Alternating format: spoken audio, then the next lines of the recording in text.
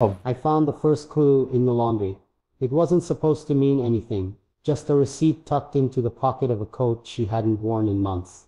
I unfolded it out of idle curiosity, expecting a coffee or a grocery list, but it was from a hotel. A single night, cash payment, no room service. Dated 4 months ago, the same weekend she told me she was visiting her sister. I sat on the edge of the bed, the receipt trembling in my hand. My mind raced for explanations. I wanted to believe it was innocent. A mistake, an error, maybe she'd stayed there for some reason she hadn't mentioned. But then why lie? I didn't confront her. Instead, I started watching, quietly. I'd never been the suspicious type. Ours had always been a relationship built on trust, or at least, that's what I thought. But once a crack appears, it spreads. Suddenly, the familiar became strange. The way she avoided my eyes when I asked how her day was. The long walks she insisted she needed. The new passcode on her phone. I followed her once. She said she was going to the bookstore. I waited 5 minutes, then took my car and trailed behind. She didn't go to the bookstore. She went to a small cafe on the outskirts of town, one I'd never seen her visit before. She sat in the far corner, tucked away from the windows, and then a man arrived. I couldn't see him clearly, just the back of his head. They didn't touch, didn't kiss. But the way she leaned in, the way she smiled, it wasn't casual, it wasn't friendly, it was something else. She never mentioned the cafe when she got home. She said the bookstore didn't have what she was looking for. I told myself I needed proof. Real proof, not assumptions, not shadows. I began searching the house when she was gone. Drawers, closets, boxes tucked away behind old linens. It felt wrong, invasive, but I couldn't stop. I was driven by something primal, an ache that clawed at my insides. In the back of her closet, hidden in a shoebox beneath winter sweaters, I found it, a photograph. It was old, faded around the edges. She stood beside a man I'd never seen before. They looked young, maybe early 20s. Her arm was around his waist, his hand rested on her stomach. They were smiling, but it was more than that. There was an intimacy there that shook me. I turned the photo over. On the back, written in her handwriting, were 4 words. Always us, no matter what. I didn't sleep that night. I lay beside her, staring at the ceiling, feeling the weight of that photo like a stone on my chest. Who was he? When was this? Why had she hidden it? The next morning I left early. I took the photo to a private investigator. I gave him what little I had and asked him to find out everything. He said it would take time. I gave him money and told him not to stop until he had answers. Days passed, then weeks. During that time I pretended everything was fine. I smiled when she smiled, laughed at her jokes, kissed her forehead when she curled into me at night. But everything felt false. I was playing a part, and so was she. We were two actors in a script neither of us had written. Then the investigator called. He said the man in the photo was dead, died 8 years ago, car accident. No suspicious circumstances, nothing unusual. But here's what made my blood run cold. Her name was listed as the next of kin. Not his wife, not his sister, just emergency contact. I asked the investigator to dig deeper. I began watching her more closely. She started waking up in the middle of the night. I'd feel the mattress shift, hear the quiet creak of the floorboards as she tiptoed downstairs. One night I followed. She stood in the kitchen, staring out the window, completely still. She didn't notice me. Her lips moved, whispering something I couldn't hear. Then she reached into the cupboard and pulled out a small wooden box. She opened it, looked inside, closed it, and returned it to its place. The next day, when she went to the store, I opened the box. Inside was a key. No tag, no label, just a small silver key that looked like it could open a locker or a storage unit.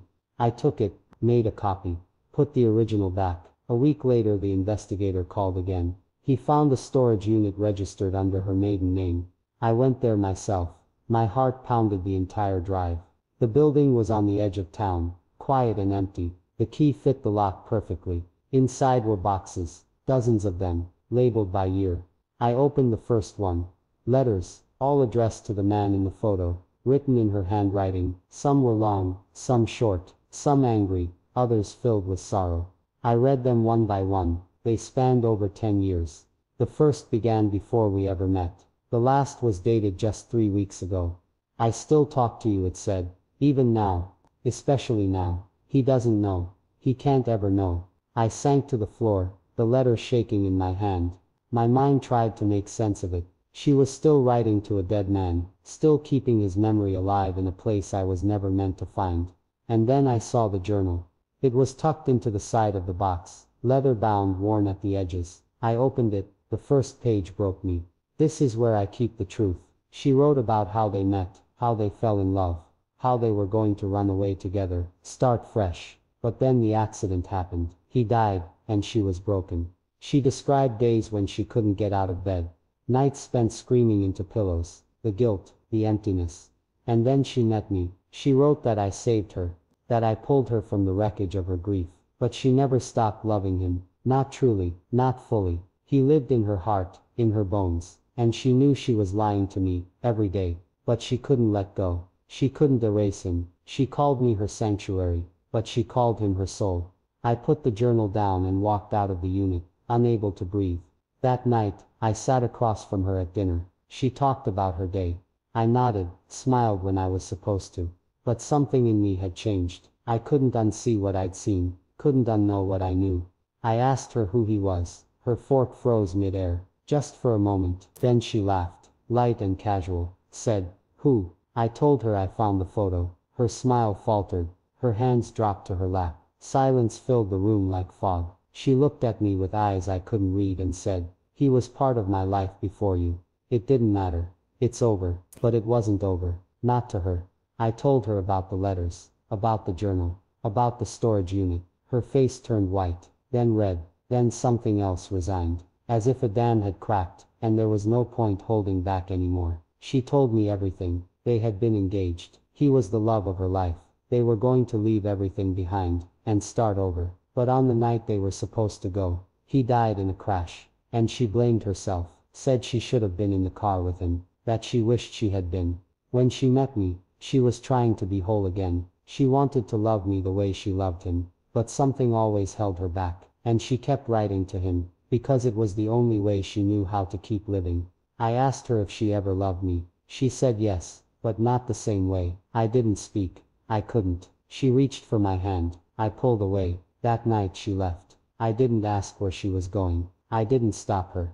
I sat alone in the dark, the echoes of her confession ringing in my ears. The house feels empty now, not just physically, emotionally, spiritually, as if the walls themselves are grieving. I sometimes wonder what would have happened if I hadn't found that receipt. If I had never opened that box, never followed her to that cafe. Maybe we would have kept playing the roles we were assigned, pretending, smiling, holding hands in public, and dying quietly inside. But now I know. She loved the ghost, and I was just a refuge from the storm. And maybe that's all I ever was. Sometimes I still go to the storage unit. I sit there among the boxes, reading her words, trying to find some version of her I can understand, some piece of her that was truly mine. But the more I read, the more I realize I was living in the shadow of a love I could never compete with.